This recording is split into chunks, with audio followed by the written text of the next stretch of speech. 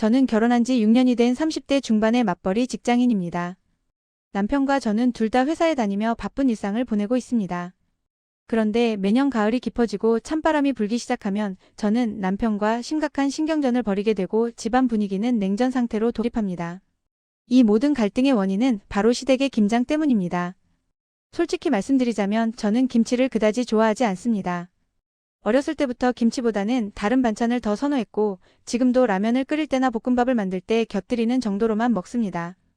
하루에 한 번 먹을까 말까 한 수준이죠.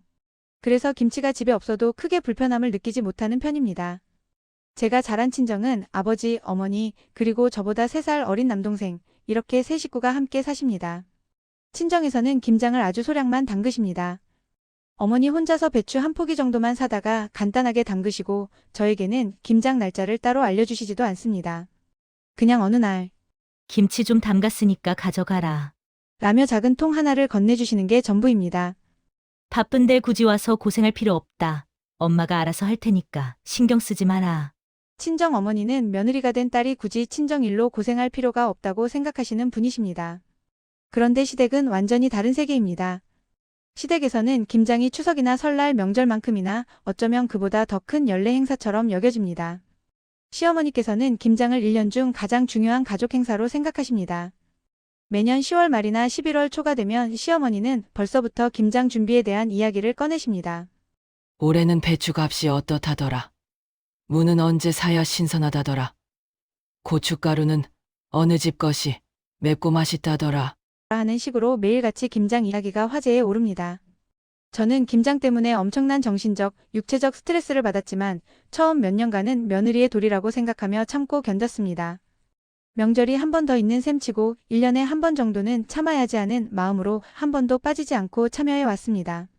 다른 며느리들도 다 하는 일인데 나만 안 할 수는 없다는 생각도 있었고 시댁 식구들에게 나쁜 며느리로 보이고 싶지 않았던 마음도 컸습니다. 그런데 작년 김장은 정말로 너무나 기분이 상하는 일들이 연속으로 일어났습니다. 그 일을 계기로 저는 더 이상 참을 수 없다는 결심을 하게 되었습니다. 10월 중순쯤 시어머니께서 전화를 하셨습니다. 수진아, 다음 주 토요일하고 일요일에 김장하는 거 알지? 근데 올해는 내가 금요일에 미리 내려와야 될 것 같아. 아가씨네도 온다고 하고 작은 아가씨네도 온다고 하니까 너도 당연히 와서 같이 도와야지. 저는 깜짝 놀랐습니다. 주말도 아니고 금요일에 미리 오라니요. 저는 회사를 다니는 직장인인데 금요일에 어떻게 일찍 퇴근해서 시댁에 간단 말입니까? 게다가 금요일 저녁에 가면 토요일, 일요일까지 3일 동안 시댁에 있어야 한다는 뜻이었습니다. 저는 조심스럽게 거절의 뜻을 비쳤습니다. 어머님, 저 금요일에는 회사 일이 있어서 일찍 퇴근하기가 힘들 것 같아요. 그리고 할 일도 많고 요즘 좀 피곤해서요. 토요일 아침에 가면 안 될까요? 그러자 시어머니의 목소리 톤이 확 차갑게 변했습니다. 그럼 뭐 배추를 내가 혼자 다 절이란 말이냐? 아가씨는 요즘 허리가 안 좋아서 못 와.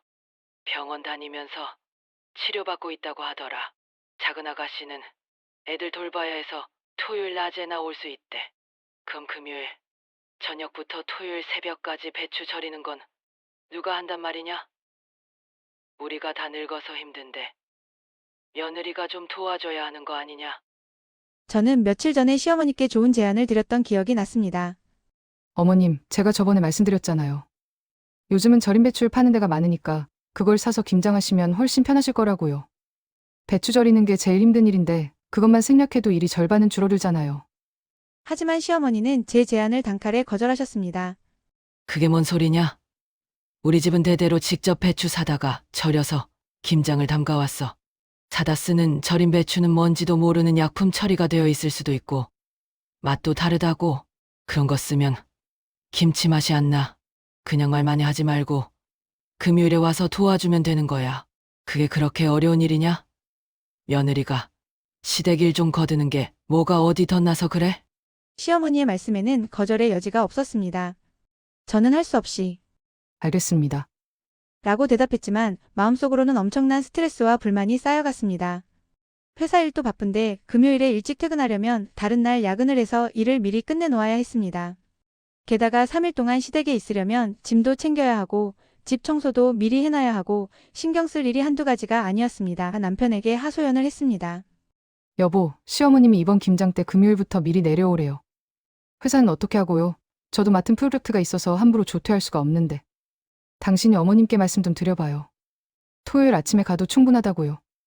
하지만 남편의 반응은 제 기대와는 완전히 달랐습니다. 엄마가 혼자 하시기 힘드시니까 그러시는 거잖아. 전날부터 혼자 가서 배추 절이는 거 도와드리는 게 그렇게 힘들어? 1년에 한 번 하는 일인데 그것도 못해? 저는 기가 막혔습니다. 그럼 당신은 왜 안 가요? 금요일에 당신이 가면 되잖아요. 아들인 당신이 가서 어머니 도와드리는 게 맞는 거 아니에요? 남편은 난처한 표정을 지으며 말했습니다. 나도 회사 일이 있잖아. 게다가 김장은 원래 여자들이 하는 일이야. 내가 가봤자 뭘 하겠어. 오히려 방해만 될걸. 당신이 가서 엄마랑 같이 하는 게 훨씬 효율적이지. 결국 저는 어쩔 수 없이 회사에 반차를 내고 금요일 점심 먹고 나서 퇴근했습니다. 다른 직원들의 눈치도 보였고 팀장님께 양해를 구하는 것도 쉽지 않았습니다. 하지만 시댁 김장보다 더 중요한 일은 없다는 듯이 저는 그날 오후 일찍 시댁으로 향했습니다. 시댁에 도착하니 시아버지와 시어머니가 마당에 배추를 쌓아놓고 계셨습니다. 배추가 정말 엄청난 양이었습니다. 대충 세어봐도 100포기는 좋게 넘어 보였습니다. 어머님, 올해는 대추를 정말 많이 사셨네요. 제가 놀라서 말하자 시어머니가 대답하셨습니다. 아가씨네도 줘야 하고 작은 아가씨네도 줘야 하고 친척들한테도 좀 돌려야 하니까 이 정도는 해야지. 자, 빨리 옷 갈아입고 나와. 배추 다듬고 절여야 해. 저는 허겁지겁 편한 옷으로 갈아입고 나왔습니다. 그리고 시아버지, 시어머니와 함께 저녁 6시부터 배추 작업을 시작했습니다. 배추 겉잎을 떼어내고 반으로 쪼개고 소금물에 절이는 작업이었습니다. 추운 날씨에 찬물에 손을 담그고 일하니 손이 얼얼하고 시렸습니다. 허리를 굽혀서 배추를 다듬다 보니 허리도 아프기 시작했습니다. 나는 힘들어서 안 되겠다. 이제 그만할래. 시아버지는 1시간 정도 일하시더니 집으로 들어가셨습니다. 그러니까 실질적으로 배추를 절이는 일은 저와 시어머니 단둘이서 하게 된 겁니다. 시어머니는 계속 지시만 하셨습니다. 수진아, 그렇게 하는 거 아니야. 소금을 더 뿌려야 해. 아니야. 그건 너무 많아. 배추를 뒤집어야지. 그렇게 대충 하면 골고루 안 절여져. 밤 9시가 되자 저는 너무 피곤하고 배고팠습니다. 점심도 제대로 못 먹고 와서 속이 쓰렸습니다. 어머님, 저 좀 쉬었다가 해도 될까요? 너무 배고프고 힘들어요. 그러자 시어머니가 핀잔을 주셨습니다. 젊은 사람이 벌써 힘들어? 나는 내 나이 때 이것보다 훨씬 더 많은 양을 혼자 다 했어. 요즘 젊은 사람들은 체력이 왜 이렇게 약한지 모르겠어. 조금만 더 하고 들어가서 밥 먹자. 결국 우리는 밤 11시가 넘어서야 배추 절이기를 마쳤습니다. 손은 쭈글쭈글해지고 퉁퉁 불었으며 허리는 펴지지 않을 정도로 아팠습니다. 옷은 온통 물과 소금물로 젖어 있었고 머리카락은 땀으로 엉겨붙어 있었습니다. 늦은 저녁을 먹고 나서 샤워를 하고 방에 들어가니 자정이 훌쩍 넘은 시간이었습니다. 침대에 누우니 온몸이 욱신거렸지만 피곤해서 그대로 깊은 잠에 빠져들었습니다. 다음 날 새벽 6시 시어머니가 방문을 두드리며 깨우셨습니다. 수진아, 일어나야지. 배추 씻어야 해. 다들 9시쯤 오기로 했으니까. 그 전에 배추 다 씻어놔야 해. 저는 비몽사몽간에 일어나 세수를 하고 다시 마당으로 나갔습니다. 추운 새벽 공기가 뺨을 때렸고 아직도 온몸이 아픈 상태에서 다시 일을 시작해야 했습니다. 절여진 배추를 물로 씻어내는 작업은 더욱 힘들었습니다. 무거운 배추를 들어서 대야에 넣고 물로 헹구고 다시 들어서 다른 통에 옮기는 작업을 수십 번 반복했습니다. 화장실도 제대로 갈 틈이 없었습니다. 어머님, 화장실 좀 다녀와도 될까요? 빨리 다녀와. 우리 시간이 없어. 라는 대답이 돌아왔습니다. 9시가 조금 넘어서 큰 시누이 가족이 도착했습니다. 큰 시누이는 남편과 중학생 아들을 데리고 왔습니다. 그런데 큰 시누이는 오자마자 엄마, 나 허리가 너무 아파서 병원 다니는 거 알지? 오늘 무리하면 큰일 나. 나는 앉아서 할 수 있는 일만 할게. 라고 선언했습니다. 그래. 우리 딸 힘들지. 무리하지 마. 앉아서 쉬엄쉬엄 해. 라며 큰 시누이를 배려하셨습니다. 오전 10시쯤 작은 시누이가 도착했습니다. 작은 시누이는 유치원생과 초등학생 두 아이를 데리고 왔습니다. 언니, 미안해. 애들 아침 먹이고 준비시키느라 늦었어. 근데 나 오늘 오후 3시까지는 가봐야 해. 애들 학원 보내야 해서. 그래. 어쩔 수 없지. 애들이 우선이지. 시어머니는 작은 시누이 가족을 이해해 주셨습니다. 그런데 제가 가장 기가 막혔던 것은 남편이었습니다. 남편은 토요일 아침 일찍 시댁에 온다고 했습니다. 저는 남편이 적어도 8시나 9시쯤에는 올 줄 알았습니다. 하지만 9시가 되어도 10시가 되어도 남편은 나타나지 않았습니다. 전화를 해봐도 받지 않았습니다. 저는 혼자서 묵묵히 배추를 씻고 물을 깎고 김치 속 재료를 준비했습니다. 점심시간이 다 되어서야, 그러니까 12시가 넘어서야 남편이 나타났습니다. 제가 새벽 6시부터 쉬지 않고 일한 것과는 대조적으로 남편은 집에서 푹 자고 늦은 아침을 먹고 여유롭게 운전해서 온 것이었습니다. 저는 혼자뻔히 고생하는 걸 알면서도 남편은 위로의 말 한마디 없이 시댁에 도착하자마자 배고파 죽겠네. 밥 먹어야겠다. 며 식탁으로 향했습니다. 저는 화가 났지만 참았습니다. 시댁 식구들 앞에서 부부싸움을 할 수는 없었으니까요. 점심을 먹는 동안에도 저는 제대로 앉아서 먹지 못했습니다. 계속 일어나서 반찬을 더 가져오고 물을 따르고 설거지를 해야 했습니다. 며느리가 부지런해야 시댁 식구들이 편하지. 시어머니는 부지런하라고만 말씀하셨습니다. 점심을 먹고 나서 본격적으로 김치를 버무리는 작업이 시작되었습니다. 오전 내내 제가 혼자서 김치 속을 거의 다 만들어 놓았습니다. 무채를 썰고 파를 썰고 갓을 다듬고 젓갈과 고춧가루를 섞고 찹쌀풀을 쓰고 모든 재료를 배합하는 일을 했습니다. 남편은 그제야 김치통 앞에 앉아서 속을 버무린 배추를 김치통에 차곡차곡 담는 일을 했습니다. 가장 쉬운 일만 한 것이죠. 큰 시누이는 허리 아프다며 의자에 앉아서 가끔씩 배추 몇 포기만 버무렸습니다. 작은 시누이는 애들 봐야 한다며 아이들과 놀아주느라 제대로 일을 거들지 않았습니다. 큰 시누이 남편은 시아버지와 함께 거실에서 TV를 보며 담소를 나누고 있었습니다. 결국 실질적으로 김치 버무리는 일의 대부분을 한 사람은 저였습니다. 오후 2시쯤 큰 시누이가 갑자기 엄마, 나 김치 이번에 몇 통 가져갈 수 있어? 라고 물었습니다. 큰 통으로 3통 싸줄게. 엄마, 나는 2통만 주면 돼. 작은 시누이는 곧바로 말했습니다. 그때 큰 시누이가 한숨을 크게 쉬며 말했습니다. 아유, 엄마, 진짜 힘들어 죽겠어. 허리가 너무 아파서 더 이상 못하겠어. 나 좀 쉬어야. 그러고는 일어나서 거실로 들어가 소파에 들어 누워버렸습니다. 엄마, 나도 이제 시간 돼서 가봐야 해. 애들 학원 시간 맞춰야 하거든. 미안해. 작은 시누이는 김치통 2개를 차에 싣고 떠났습니다. 큰 시누이는 오후 3시쯤에야 느릿느릿 일어나더니 엄마, 나도 이제 가야겠다. 집에 가서 좀 쉬어야겠어. 김치는 나중에 시간 될 때 가져갈게. 힘들었지? 우리 딸 고생했어. 조심해서 들어가. 김치는 아빠가 차에 실어줄게. 라며 큰 시누이를 배웅하셨습니다. 저는 그 모습을 보면서 머릿속에 처음으로 이런 생각이 강하게 들었습니다. 나는 지금 왜 여기 있지? 내가 먹지도 않을 김치를 만들기 위해 금요일부터 와서 이렇게 고생하고 있는 이유가 뭐지? 정말로 의문이 들었습니다. 100번, 1000번 양보해서 가족이니까 함께 도울 수는 있는 일입니다. 하지만 남편은 늦게 와서 쉬운 일만 조금 거들고 시누이들은 일은 거의 안 하면서 김치는 가장 많이 가져가고 그런 상황에서 왜 저만 이렇게 힘든 노동을 해야 하는지 이해할 수 없었습니다. 무엇보다 가장 열받고 억울했던 것은 아무도 저에게 고마워하지 않는다는 것이었습니다. 시어머니도 시아버지도 남편도 시누이들도 제가 이틀 동안 얼마나 고생했는지에 대해 수고했어, 고마워, 힘들었지 같은 말을 단 한마디도 하지 않았습니다. 마치 며느리가 시댁 김장을 하는 것은 너무나 당연한 일이고 그것에 대해 감사할 필요가 없다는 듯한 태도였습니다. 반면에 큰 시누이에게는 우리 딸 힘들었지? 고생 많았어. 허리 아픈데 와줘서 고마워. 라고 하시고 작은 시누이에게는 애들 봐야 하는데 시간 내줘서 고마워. 조심해서 가. 라고 하셨습니다. 딸들에게는 감사와 위로의 말을 아끼지 않으시면서 실제로 가장 많은 일을 한 며느리인 저에게는 아무 말씀도 없으셨습니다. 저녁 식사를 마치고 집으로 돌아가는 차 안에서 저는 더 이상 참을 수 없었습니다. 쌓였던 감정이 폭발했습니다. 여보, 대체 왜 당신도 있고 아버님도 있는데 자식도 아닌 제가 거의 모든 일을 도맡아서 해야 하는 건가요? 저는 정말 이해가 안 돼요. 집으로 돌아온 남편은 피곤한 듯이 대답했습니다. 뭐가 그렇게 큰일이라고 그래? 좀 도와드릴 수도 있는 거잖아. 며느리가 시댁 김장 좀 거드는 게 뭐가 어때서? 그게 뭐 대단한 일이야? 1년에 한 번 하는 일인데. 저는 목소리를 높였습니다. 1년에 한 번이라고요? 저는 금요일 오후부터 일요일 저녁까지 거의 3일 동안 고생했어요. 새벽부터 밤까지 일했어요.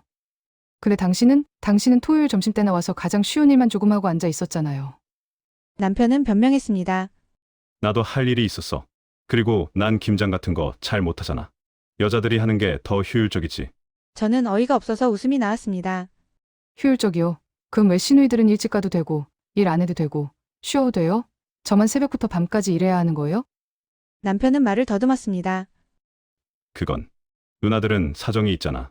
큰 누나는 허리가 아프고 작은 누나는 애들 봐야 하고. 저는 참았던 말을 쏟아냈습니다.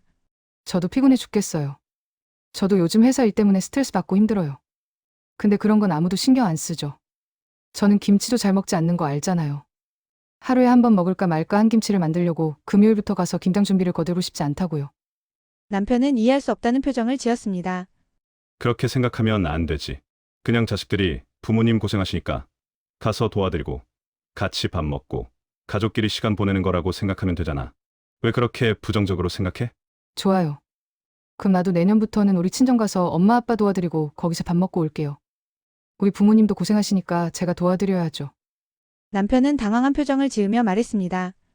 그게 무슨 소리야? 너희 집은 김장도 거의 안 하잖아. 저는 단호하게 말했습니다. 앞으로는 많이 할 거예요. 제가 엄마한테 올해부터 김장 많이 하자고 할 거예요. 그리고 당신한테 물어볼게요. 당신은 한 번이라도 우리 친정 가서 김장하러 간 적 있어요? 우리 엄마 아빠 일 도운 적 있어요? 남편은 말문이 막혔습니다. 잠시 침묵이 흐른 후 남편이 말했습니다. 그건 남자가 처갓집 가서 김장까지 해야 되냐? 저는 비웃었습니다. 그럼 여자는 시댁 가서 김장해야 돼요? 왜 며느리만 당연히 시댁 김장을 해야 하는 거죠? 사위는 안 해도 되고? 남편은 대답하지 못했습니다. 저는 결론을 내렸습니다. 좋아요. 맘대로 하세요. 이제부터 각자 하는 걸로 해요. 당신은 시댁 김장 가고 나는 친정 김장 갈게요. 그리고 당신이 어머님한테 말씀드려요. 올해부터 저는 친정 김장을 하러 갈 거라고. 시댁 김장에는 못 간다고. 남편은 난처한 표정으로 그게 그렇게 말하면 엄마가 라고 말을 흐렸습니다. 하지만 저는 마음을 굳혔습니다. 며칠 후 시어머니에게서 전화가 왔습니다. 시어머니는 제가 친정 김장을 하러 간다는 얘기를 남편에게 전해 들으셨으면서도 또다시 저에게 시댁 김장에 오라고 하셨습니다. 수진아, 올해 김장은 언제 하는지 알지? 작년처럼 금요일부터 미리 와야 돼. 저는 분명하게 말씀드렸습니다. 어머님, 죄송하지만 올해부터는 제가 친정 김장을 하러 가기로 했어요. 저희 엄마가 요즘 몸이 안 좋으셔서 제가 가서 도와드려야 할 것 같아요. 그래서 시댁 김장에는 못 갈 것 같습니다. 시어머니의 목소리가 높아졌습니다. 뭐, 친정도 충분히 잘 사시는 데다가 결혼한 딸까지 데려다가 김장을 시킨다는 거냐? 그게 말이 되는 소리냐? 큰아가씨도 김장 때는 시댁에 가는데 너는 왜 친정을 가겠다는 거냐? 그게 어디 있는 일이야? 저는 침착하게 대답했습니다. 시누이들도 김장할 때 시댁 오잖아요. 그럼 저도 친정 가는 게 이상한 일은 아니죠. 그리고 제가 친정 김장 간다고 해서 시댁 김장을 못 하시는 건 아니잖아요. 식구들이 다 있으니까 충분히 하실 수 있을 거예요. 시어머니는 화가 나신 듯 했습니다. 그럼 친정 김장 갔다가 다음 날 또 시댁 김장하러 와야지. 양쪽 다 가면 되는 거 아니냐? 저는 단호하게 말했습니다. 시누이들은 친정 김장하러 가나요? 큰 시누이 남편도 작은 시누이 남편도 처갓집 김장하러 가나요? 안 가잖아요. 그럼 저도 양쪽 다 갈 필요는 없는 것 같아요. 시어머니는 할 말이 없으신지 전화를 끊으셨습니다. 그리고 남편에게 전화해서 한참 동안 뭐라고 하신 모양입니다. 남편이 퇴근해서 집에 오더니 엄마가 엄청 화나셨어. 당신이 친정 김장 간다고 해서. 어머님이 화나신 건 어쩔 수 없어요. 저도 제 입장이 있으니까요. 오히려 중재 못한 당신 책임이 커요. 그렇게 저는 작년부터 김장철이 되면 각자 자기 집으로 가서 김장을 하고 옵니다. 남편은 토요일에 시댁에 가서 김장을 하고 김치를 받아옵니다. 저는 같은 날 친정에 가서 엄마를 도와 김장을 하고 김치를 받아옵니다. 그리고 집에서는 남편은 시댁 김치만, 저는 친정 김치만 각자 먹습니다. 어느 날 저녁 남편이 여보, 우리 장모 김치 좀 줘봐. 맛있어 보이는데. 저는 단호하게 거절했습니다. 안 돼요. 이건 제 김치예요. 당신 시댁 김치 있잖아요. 에이, 그렇게 말하지 말고 좀 나눠 먹자. 라고 했지만 저는 고개를 저었습니다. 싫어요. 제가 친정 가서 고생해서 만든 김치인데 왜 당신 줘요? 당신도 시댁 김치 저 안 주잖아요. 그러면 남편은 짜증을 내며 정말 유치하네? 라고 말합니다. 네, 유치하죠. 하지만 이게 제 방식이에요. 라고 대답합니다. 식사 시간에 저는 일부러 친정 김치를 꺼내서 아, 우리 엄마 김치 정말 맛있다. 역시 우리 엄마가 최고야. 라며 맛있게 먹습니다. 남편 앞에서 과장되게 맛있다는 표정을 지으며 먹는 것이죠. 정말 어린애 같고 유치한 싸움인 것은 저도 압니다. 하지만 이 방법밖에는 없었습니다. 아마 이 상황은 앞으로도 계속 어쩌면 평생 지속될 것 같습니다. 사위는 처갓집 김장 안 가는 게 당연한 일처럼 여겨지는데 왜 며느리가 시댁 김장을 못 간다고 하면 큰일이라도 난 것처럼 난리를 피우는 걸까요? 왜 며느리는 시댁 김장에 불참하면 미안해하고 죄책감을 가져야 하는 걸까요? 찬바람이 불어오고 김장철이 다가올 때마다 시작되던 그 엄청난 스트레스와 갈등에서 이렇게 해방되고 나니 저는 정말로 행복합니다. 더 이상 금요일에 반차를 내고 시댁에 가지 않아도 됩니다. 더 이상 새벽부터 밤까지 허리 아프게 일하지 않아도 됩니다.